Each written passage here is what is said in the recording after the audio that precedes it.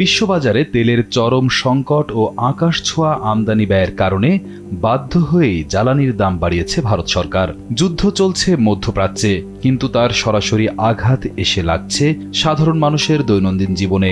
Iran, Israel ও যুক্তরাষ্ট্রের মধ্যকার চলমান সংঘাতের জেরে বিশ্বের অন্যতম গুরুত্বপূর্ণ বাণিজ্য পথ হরমুজ প্রণালী বন্ধ হয়ে যাওয়ার উপক্রম হয়েছে এবং এর মারাত্মক প্রভাব পড়েছে ভারতের জ্বালানি সরবরাহে। শুক্রবার নয়াদিল্লি ঘোষণা দিয়েছে প্রতি লিটার পেট্রোল ও ডিজেলে ৩ রুপি করে বাড়ানো হয়েছে।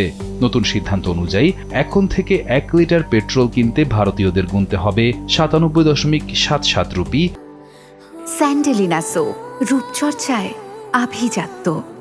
এবং ডিজেলের জন্য দিতে হবে ৯০.৬৭ রুপি। প্রতিদিন সকালে রুটি রুজির তাগিদে ঘর থেকে বের হওয়া সাধারণ মানুষ, কৃষক এবং ব্যবসায়ীদের জন্য এই মূল্য বৃদ্ধি নিঃসন্দেহে একটি বড় ধাক্কা। ভারত বিশ্বের তৃতীয় বৃহত্তম তেল আমদানিকারক দেশ। তাদের ব্যবহারের প্রায় ৯০% তেলই বিদেশ থেকে আসে, যার অর্ধেক আসে বর্তমানে সংঘাতপূর্ণ হরমুজ প্রণালী হয়ে। এতদিন ভারত সরকার আপ্রাণ চেষ্টা করেছিল যেন সাধারণ মানুষের ওপর এই যুদ্ধের অর্থনৈতিক চাপ না পড়ে, এবং অন্যান্য দেশে দাম বাড়লেও ভারত এতদিন বিরত ছিল। কিন্তু আমদানি খরচ এতটাই বেড়ে গেছে যে এই বিশাল বোঝা সরকার আর একা বইতে পারছে না। যুদ্ধের এই নির্মম বাস্তবতায় প্রমাণিত হয়, সংঘাত যেখানেই হোক, দিন শেষে এর চূড়ান্ত মূল্য চোকাতে হয় সাধারণ মানুষকেই।